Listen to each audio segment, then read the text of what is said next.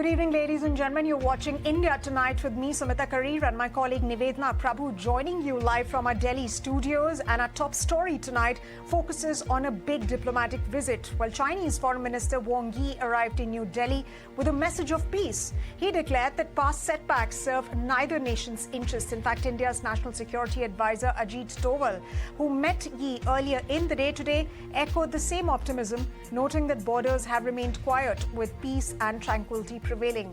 He also met with India's External Affairs Minister Dr. Jaishankar, who emphasized mutual respect, mutual sensitivity and a mutual interest as the foundation for ties to move forward between both the countries. He also urged that differences must not become disputes. And that's not the only meeting, ladies and gentlemen, that he did in India. And Nivedna, why don't you take us through the other details of that other meeting, the big ticket meeting that Wang Yi had in India?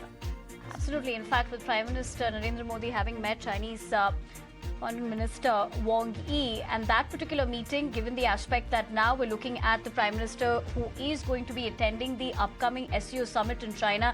In fact, the Prime Minister also took to social media platform X and said, and I'm quoting the same, that glad to meet Foreign Minister Wang Yi. Since my meeting with President Xi in Kazan last year, India-China relations have made steady progress. So that's the key takeaway, as the aspect of how we're looking at this, guided by respect for each other's interests and sensitivities, is what the Prime Minister has said in that post. He's also said that he looks forward to the next meeting on the sidelines of the SCO summit. Stable, predictable, constructive ties between India and China will contribute significantly to regional as well as global peace and prosperity. So the timing of this and more, of course, the aspect of how we're going to be looking at this, because could this diplomatic thaw between the world's two most populous nations send ripples across the global stage? Before we get our experts on board, let's listen in to what NSA Ajit Doval as well as Jaishankar and Chinese FM had to say. I'm very hopeful that, like the last one, this 24th Special Representative level talks would be equally successful. Our Prime Minister will be visiting for the SCO summit shortly, and therefore I think that this SR level talks assume a very special importance. Of maintaining and enhancing stability in the global economy as well. The fight against terrorism in all its forms and manifestations is another major priority. I look forward to our exchange of views. Overall, it is our expectation that our discussions would contribute to building a stable, cooperative, and forward-looking relationship between India and China, one that serves both our interests and addresses our concerns. You are visiting India, Excellency, shortly before the SCO summit that China is hosting in Tianjin. We have worked closely with the Chinese side during its presidency. We maintained peace and tranquility in the border areas and resumed the Indian pilgrimage to the Mount Garampochi and Lake Mapayonzo in the Xizang Autonomous Region. We should firm up confidence to dispel interference, expand cooperation, and to further consolidate the momentum of improvement and development of China-India relations, so that while pursuing our respective rejuvenation, we can contribute to each other's success and provide the most needed certainty and stability to Asia and the world. All right, so the question is China really serious about peace? And what does an India-China reset mean for the world? To be answering that and, of course, getting more perspective as far as everything that's unfolding in this is concerned, taking the opportunity to be introducing our guests on the show this evening is Steve Hanke, Professor Economics, Johns Hopkins, as well as Vivek Mishra, Deputy Director, Strategic Studies Program, ORF. Good evening to the both of you. Thank you very much for taking the time out and joining us here this evening. Dr. Mishra, let me begin with you, given what we've, even essentially looked at. The Prime Minister also stated and has again stressed that peace and tranquility on the border are essential for bilateral relations. Now, given that the border has repeatedly been the trigger for breakdowns, how are we looking at the statement that has come through? So I think it has a definite context in terms of what's happening around the world, especially signals from Washington. But I think more pertinently, bilaterally, there has to be a semblance of peace between Asia's two largest economies, two largest countries, two largest demographies. So I think from that context, the step is in the right direction. Plus, the SR level talks, the special representative level talks, also delineate that the deployment of troops, a continuous deployment of troops, is something that is unsustainable for long-term peace, and therefore the SR level talks are ideally towards bringing that down, the troop deployment, and towards leading to opening of border. And increasing trade through the border, which was a feature, before the COVID in 2017, 2018. So I think essentially from a great power perspective, from the context of what's happening from Washington and between India-US ties, and from a context of global South relationship where India and any other country today is looking to diversify. I think all of that put together, the India-China relationship is something that is seeking to reposition itself as compared to the past, and let the conflict really not stand in our way. Absolutely, Mr. Mishra. So territorial integrity, that needs to be respected, and that is something that has been echoed, in India over these past 1.5 days. But let me come to you, Professor Hanke. In fact, export curbs that have been imposed by China have been irritants in this relationship as well in the recent past, and now government sources indicate that Wang Yi has assured the External Affairs Minister about China addressing India's concerns on curbs that are related to rare earths, fertilizers, and tunnel boring machines. But the question is, can these assurances by China be trusted? Yes, I think they can, simply because it's in the interest of both China and India to form a stronger, more reliable bond, since they're both being attacked by another great power, the United States. The United States has entered a war against both China and India with the tariffs and secondary sanctions. And therefore, the border disputes and all these other things are things that I think will be sorted out, because it's all in economics. Economics is a game of incentives, and there's a big incentive for China and India to sort things out. And it turns out that I think you have two of the best foreign ministers on the planet dealing with each other, the one from India and the one from China. So they're technocrats who can fix a problem if it needs to be fixed, and I think they'll fix it.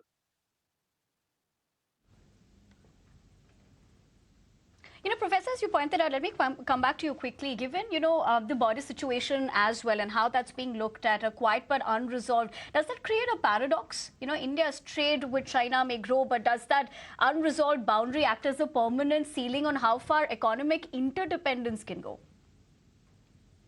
No, the border dispute, it's like a pebble in your shoe. It's small, but it's damn annoying. And I think they'll get the pebble out of the shoe and fix it. Again, it's a matter of incentives. In India, look at India's economy right now. It's the fastest growing economy in the world. It's doing very well. The Reserve Bank of India is doing a good job. It's got inflation down. It's controlling the money supply. It's got inflation down to 1.55%. Everything looks good. So why not fix things that might upset the apple cart and throw India off course, and also perhaps throw India out of the driver's seat on the global South and BRICS. Right now, India is running the show as far as the global South and BRICS is concerned. So India has a huge incentive to fix all these little problems with China and basically get in bed a bit with China in a unified defense against the United States. That's the way I see it. Right, Professor Hanke. In fact, you have made that very important point about BRICS, and we'll come to that conversation in just a short while from now. But let me go across to Mr. Mishra. Mr. Mishra, Professor Hanke was speaking about the fact that China's assurances can be trusted. But then what kind of guarantees can India push for and ensure compliance by China, especially with respect to these economic and trade matters?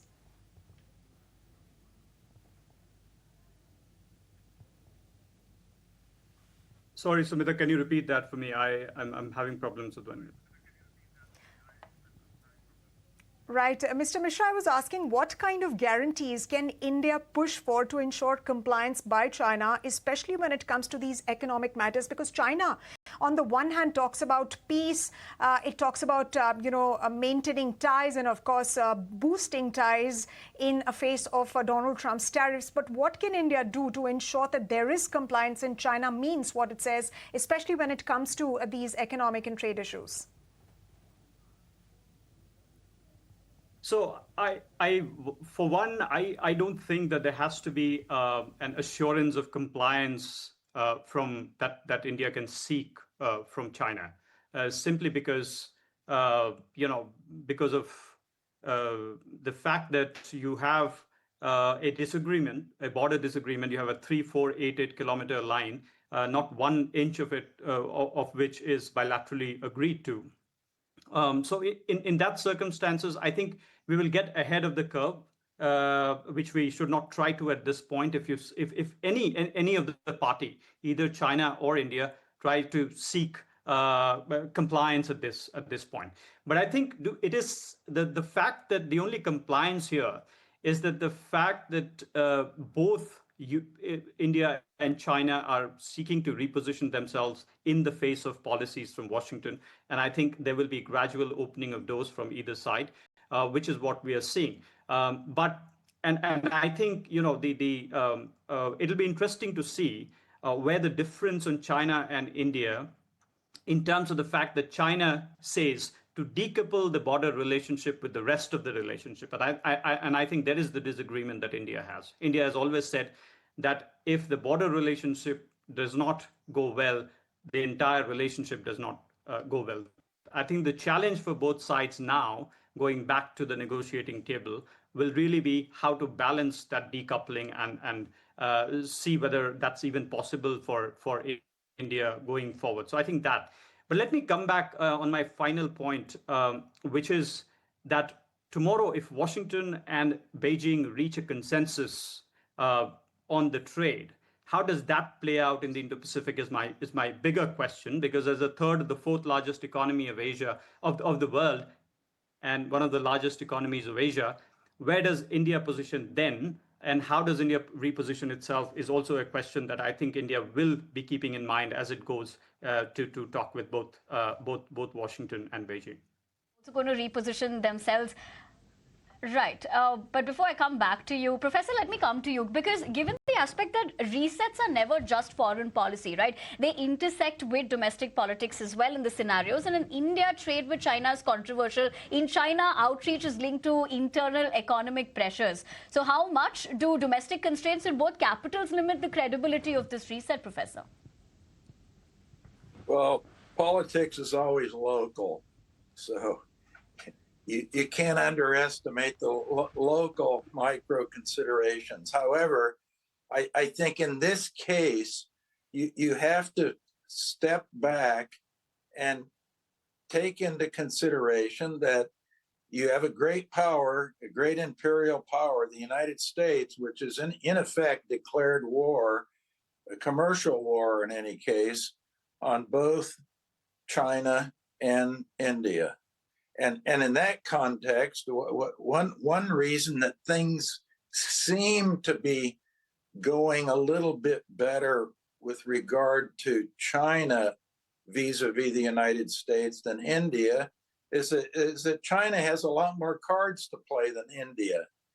And the big cards that they have to play are all connected with critical materials.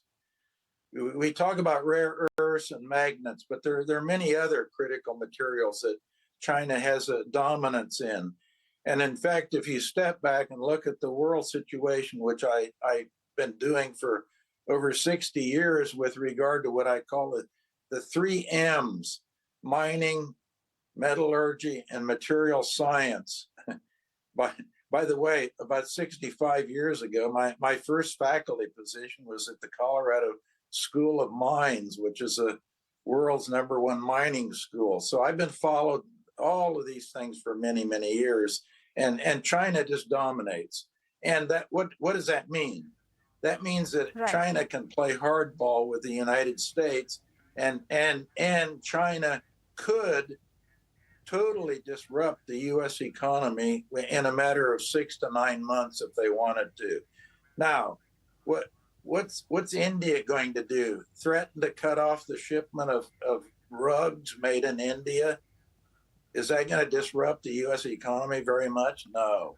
Maybe pharmaceuticals, by the way, would be a card that would be significant. But at any rate, you have to realize that the global situation now dominates these local little political things that have been festering. The pebble in India's shoe and the pebble in China's shoe over the border. It's been going on forever. And I think the foreign ministers are clever. They're both smart. They're in the top three. My top three are #1, of course. Lavrov is the #1 foreign minister in the world, but number 2 and 3 are from China and India, and I think they'll sort it out. They realize they're in a corner, and they'll fix it. Right, Professor Hanke, that point that you made about, China having leverage, especially as far as rare earth materials is concerned, one wonders if that's the reason why Donald Trump has been targeting India and not really China with respect to both the countries' oil trade with Russia. But on the aspect of the Prime Minister's visit to China for the SCO summit, and, he'll perhaps have a bilateral with President Xi and President Putin as well. And with President Putin, he's had 2 phone conversations in just the past 1 month. I want to understand from you, Professor Hanke, how is the United States looking at these developments? India engaging with Russia, 2 phone calls in just a matter of 1 month, and then the Prime Minister also travels to the SCO summit. Well, I think the U.S. obviously pays attention to the great game that's going on, but I think you put your finger on what I think is the key thing. And who's being attacked by the United States? Russia, China, and India. And therefore, they have an incentive to coalesce with each other. And my recommendation would be to counter the U.S. tariff wars and trade wars that Russia, China, and India should form, along with other members of BRICS and the Global South, a huge free trade zone. I am an advocate of 0 tariffs, 0 sanctions, 0 quotas, 0 non-tariff barriers. That's the way for India to go. And by the way, this would mean locally, getting back to the local Indian situation, that India would have to clean its own stables out. And you have to put that into historical context. You know very well that the Brahmins who designed the Constitution of India after independence were all trained in London in the 1930s. They were all socialist and leftist and interventionist. And there's a big residual of that in the system in India. India isn't wearing white gloves when it comes to trade. They have a history of being a disaster. So that is one thing that will have to be dealt with. Actually, China is much more free trade oriented in their thinking than India is. And ironically, Vivek, let me ask you this then. Who is Prime Minister Modi's friend now in the given context? Well, I was just going to say, this is all Right, rather. Professor. Go ahead. This is all rather ironic because China is a communist country and it's more free trade, or which is supposedly the biggest democracy in the world. Well, the democracy was formed on the back of the Brahmins, who in fact were socialist. So it's all rather interesting if you look at the history of it. But I think things will go beyond the history now, because you have these three countries that are mutually being attacked by the United States. Right, that is the common denominator. But Professor, let me ask you this, what I was asking you earlier. Given the global reset that we're looking at as well, who do you think is Prime Minister Modi's friend now? Is it Xi, Putin, or Trump? Well, I think it's looking to me like one friend is clearly Putin. And that does go back to historical relationship. The relationship between the Soviet Union, now Russia, and India has been strong for, as you know, for many years. And why did Putin call Modi before the Washington meeting of yesterday between Zelensky, the European leaders, and President Trump? It's because they have a strong relationship. And Modi's message on X was very clear that Modi appreciated the phone call he received from Putin. So I think the relationship's good there, and I think it will improve with Xi. Why do you think Modi is going to China for the first time in 7 years? Primarily because both China and India are being attacked by the United States. So things change. Right, Right, Professor. now, And we'll have to see how that friendship takes shape. By the way, you did throw Trump into the picture, and if I was Modi right now, I'd be a little bit sore at Trump, because, you know, Trump shakes Modi's hand in the morning and then stabs Modi in the back with a knife in the evening.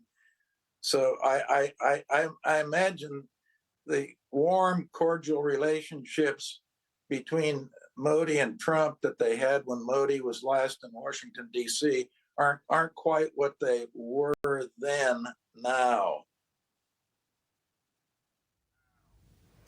Absolutely, Professor Hanke, and that's something that's also, been echoed by, some from the Trump administration itself. But let me come to you, Mr. Mishra, since we're talking about BRICS. Now, solidarity has been expressed by Brazil, Russia, and even China on the back of Trump's unilateral tariffs for, India doing energy trade with Russia. How can BRICS countries counter tariffs by the United States? Can they?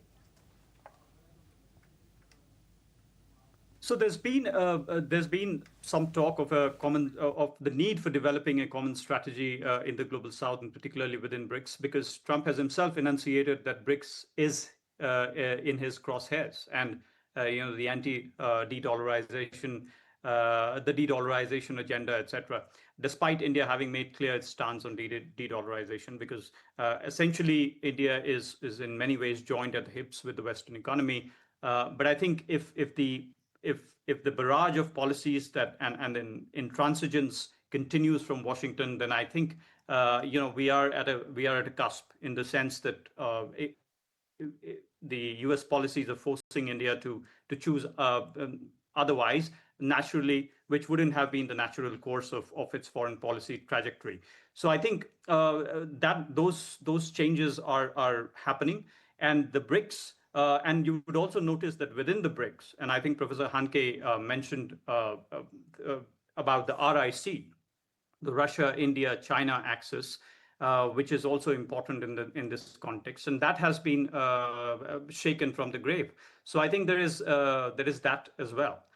So from that perspective, I think the global South axis will emerge, will try and forge itself stronger in the face of some of these compulsive strategies from the United States. And over the past, I think, 2 weeks, we've seen a further doubling down. The FT column by Peter Navarro, and we have the Scott Bessent's interview, which has doubled down on the idea that the tariffs on India might increase further. If that does happen, then I think it is in front of us all which way India will be further pushed by. And that's certainly thanks to US policies. So I think, there's nothing that I think India should be blamed for. All right, Dr. Mishra, I appreciate you putting that into context. And you're right, given the aspect of how we're looking at that. But Professor, thank you also very much for taking the time out and joining us here this evening, sharing with us how you're essentially looking at this. Of course, the chapter continues to unfold and we'll keep our viewers ahead as far as that's concerned. But for the moment, we're slipping on a quick break here on India Tonight. But on the other side of the break, we tell you how it's an exclusive chat with John Bolton and my colleague Sumita Karir. In fact, in that conversation, he's spoken about the recently held meeting between Trump and European leaders and has also weighed in on whether there will be an end to the Russia-Ukraine war and the impact on India. So more on that on the other side. Stay with us. Don't go anywhere.